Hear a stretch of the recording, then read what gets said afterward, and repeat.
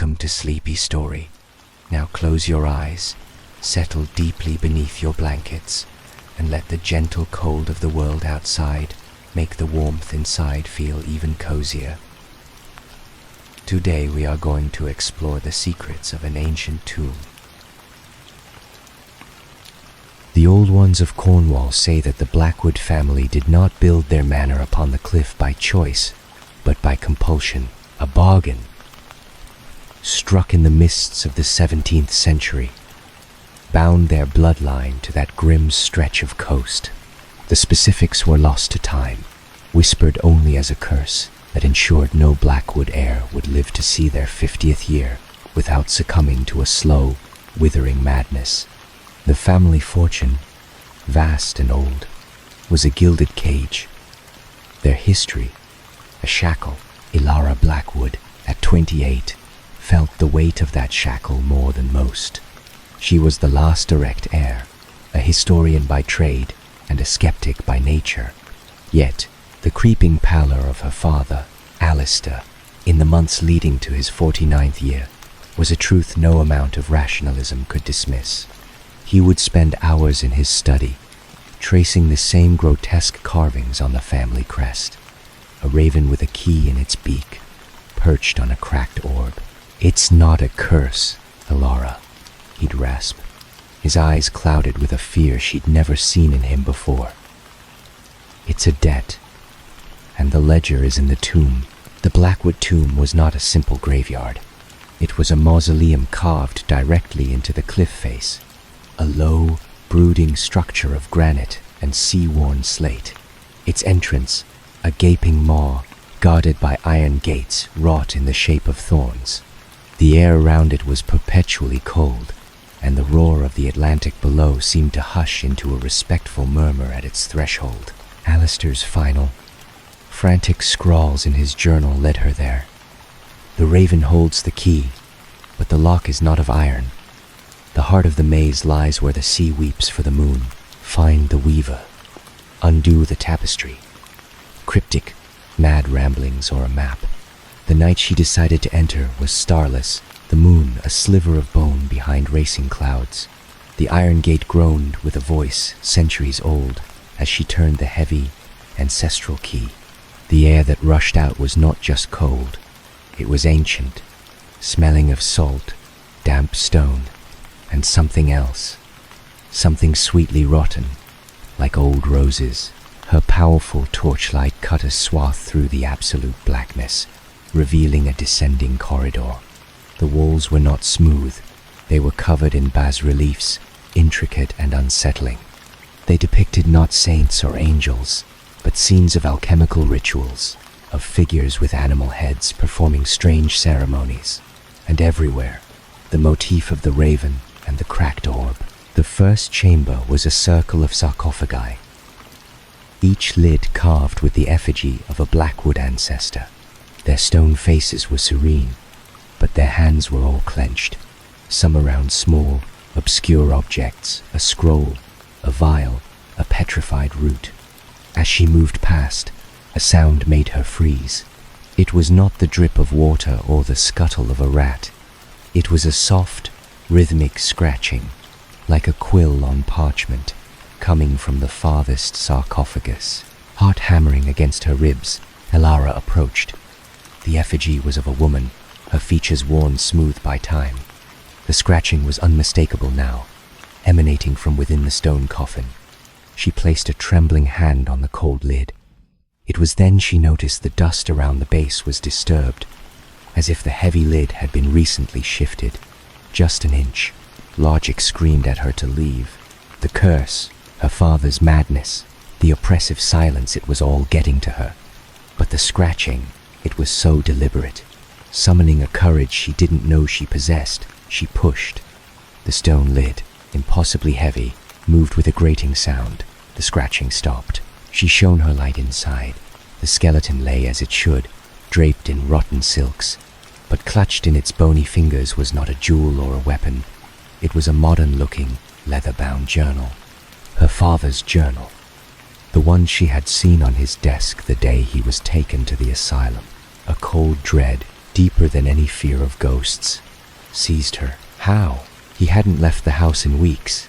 She reached for it, and as her fingers brushed the cold leather, a whisper filled the chamber, a sibilant rush of air, forming words. The first thread is severed. She spun around, torch beam slicing through the darkness. The chamber was empty, but the whispering seemed to cling to the air, a psychic residue. She opened the journal.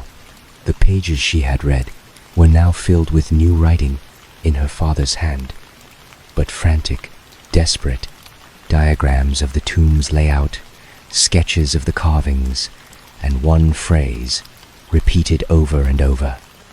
The walls are not stone, they are memory. The weaver mends the past.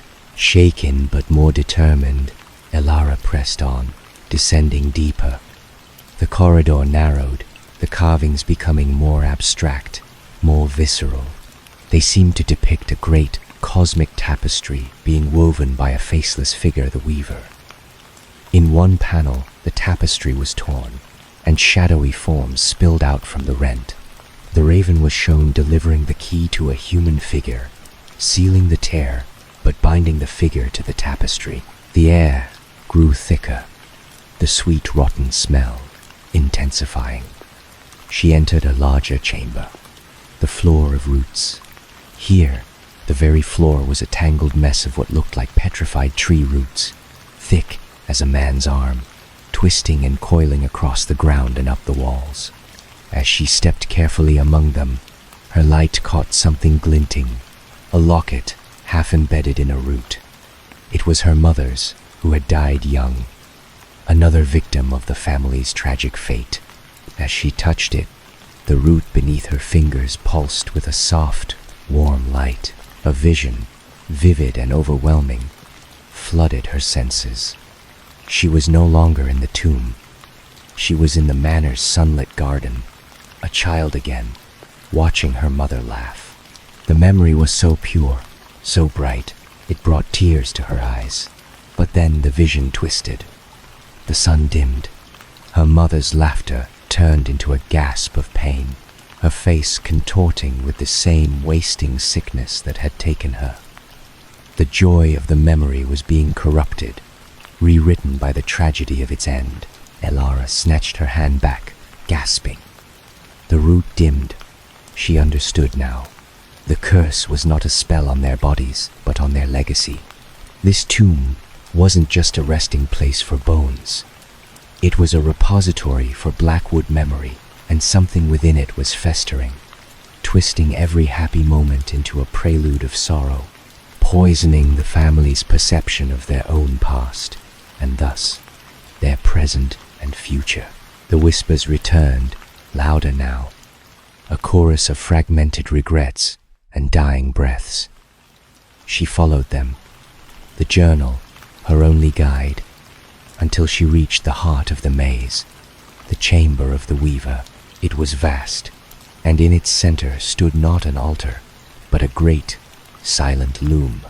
It was made of the same pale, petrified wood as the roots, and hanging from it was a tapestry that was not woven from wool or silk, but from light and shadow, threaded with silver and gold. It was breathtakingly beautiful and alive, depicting the entire, sprawling history of the Blackwood line. She saw births, marriages, triumphs, and loves, all the bright moments, but woven through them, like a poisonous ink, were the threads of the curse, the early deaths, the madness, the despair. A dark, amorphous shape, like a great spider, seemed to be crouched over the loom, its many limbs not mending, but diligently reinforcing the dark threads, making them thicker, more dominant. This was the weaver, the keeper of the bargain, not a monster, but a function of the tomb itself, a psychic entity born from the original sin of the family, now perpetuating it. The whispering coalesced into a single, dry voice that spoke not to her ears, but to her mind. You see, child, I do not curse. I preserve. I ensure the story is told correctly. The debt must be honored. The pattern must hold. What debt? Elara demanded, her voice trembling but clear in the immense silence. An image flashed in the tapestry.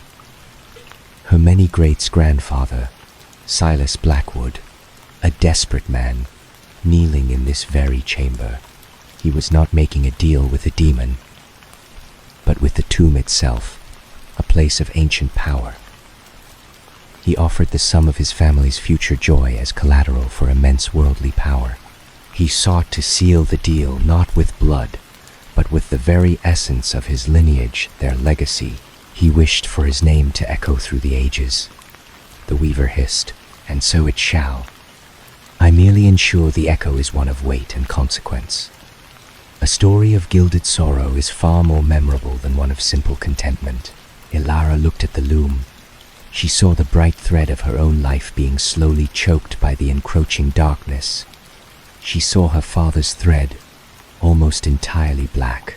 The madness was simply him being absorbed into the tapestry, his consciousness becoming one with the cursed narrative. Her father's notes made sense now. Undo the tapestry. Not destroy it, that would erase the Blackwoods entirely, but reweave it. She stepped forward. The weaver did not move to stop her.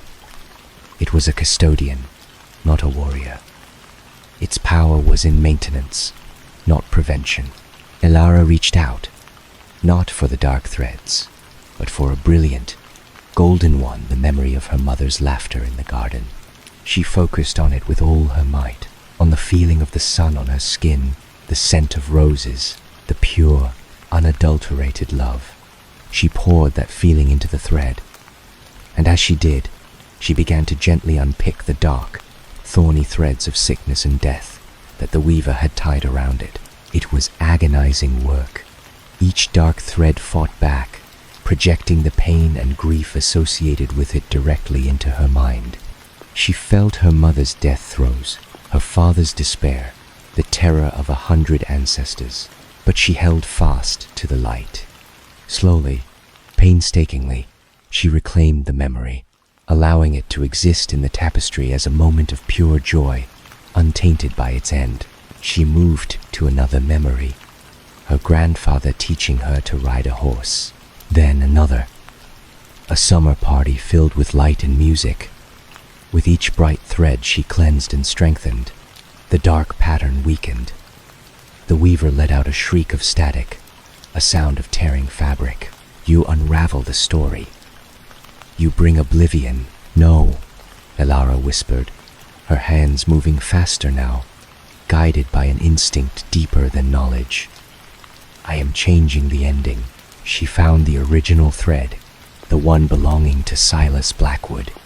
It was a thick, black cord, the source of the poison. She couldn't remove it. It was the foundation, but she could change what was tied to it. Instead of weaving it forward as a chain of misery, she wove it back onto itself, making it a closed loop, a cautionary tale contained within the larger, brighter narrative of the family, with a final, thunderous crack that seemed to come from the stone itself. The dark, amorphous shape of the weaver dissolved into motes of dust. The oppressive weight in the chamber lifted. The tapestry still showed the sorrows, for a family history could not be a lie, but they were now framed by context and overcome by resilience. The bright threads shone with a newfound dominance. Elara stumbled out of the tomb as dawn was breaking, the cold sea air feeling clean and new in her lungs. She returned to the manor, exhausted to her soul. In her father's room at the asylum, she found him sleeping peacefully for the first time in months. The cloud of terror in his eyes was gone. When he awoke, he was weak, confused, but himself again. The madness had lifted, the curse was broken. Not by violence or a grand magical gesture, but by an act of profound reclamation. Elara had entered the vault of whispers and chosen to listen not to the story of fear, but to the story of love hidden beneath. She had understood that the true haunting was not in their blood, but in the story they had been told about themselves. And every story, no matter how old, can be rewritten.